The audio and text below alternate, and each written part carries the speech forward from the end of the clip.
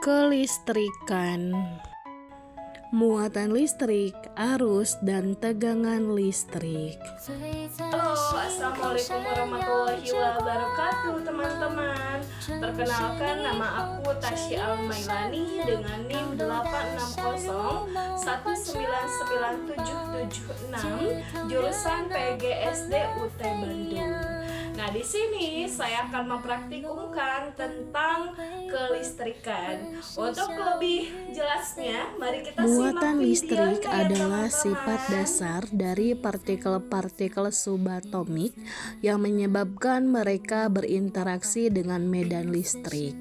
Muatan listrik dapat berupa positif atau negatif.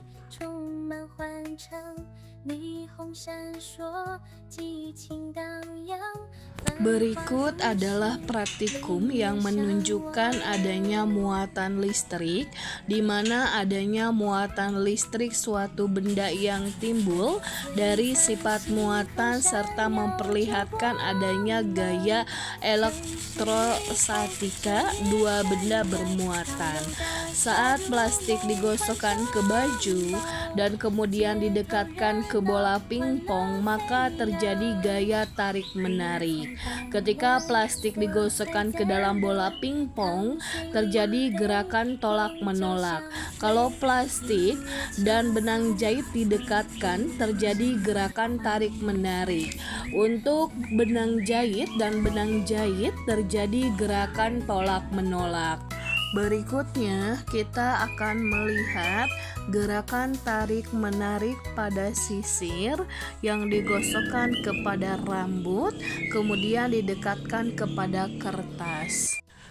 Arus listrik adalah aliran muatan listrik yang mengalir melalui suatu konduktor. Arus listrik diukur dalam satuan ampere. Tegangan listrik adalah perbedaan potensi listrik antara dua titik dalam suatu rangkaian listrik. Tegangan listrik diukur dalam satuan volt. Alat dan bahan. Yang pertama, sendok. Sendok kita capitkan dua-duanya. Alhasil lampu menyala, berarti sendok menghantarkan panas atau konduksi. Yang kedua, kertas. Kita capitkan dua-duanya. Hasilnya, kertas tidak menghantarkan panas atau isolator. Yang ketiga, obeng. Kita capitkan dua-duanya. Lampunya menyala, alhasil obeng menghantarkan panas. Yang keempat, benang jahit. Benang jahit tidak menghantarkan panas atau isolator. Yang kelima, plastik. Lampunya tidak menyala, alhasil bukan penghantar listrik atau isolator. Selanjutnya, air keran kita masukkan. Lampunya tidak menyala, berarti tidak menghantarkan listrik atau isolator. Selanjutnya, air garam. Lampunya menyala, berarti menghantarkan panas atau konduktor.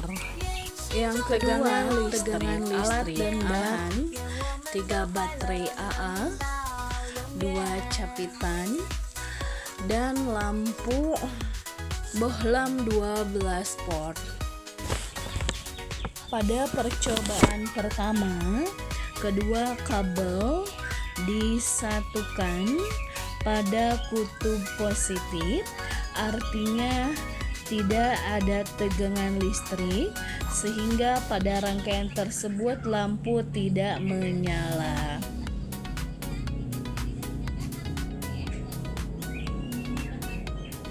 Percobaan kedua, kutub positif negatif disambungkan Ternyata lampu dapat menyala dengan redup karena semua tegangan yang dihasilkan AA yang hanya memiliki kapasitas baterai 15 volt, sedangkan lampu yang digunakan mempunyai tegangan 12 volt.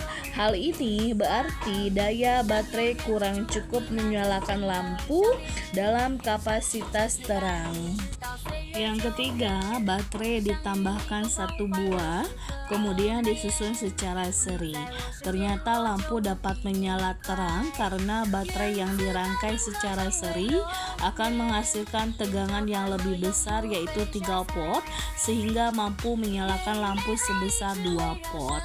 Pada rangkaian keempat, ditambahkan lagi 1 baterai. Ternyata lampu menyala terang karena 3 baterai yang dirangkai secara seri akan menghasilkan tegangan yang lebih besar menjadi 4,5 volt, sehingga lampu lebih terang dari yang 3 volt sebelumnya. Kesimpulannya, benda-benda yang dapat menghantarkan listrik disebut dengan konduktor, sedangkan benda yang tidak menghantarkan listrik disebut isolator. Pada percobaan tegangan listrik, baterai yang dirangkai seri akan menambah tegangan menjadi lebih besar. Semakin besar tegangan baterai, maka semakin besar tegangan yang dialirkan ke lampu.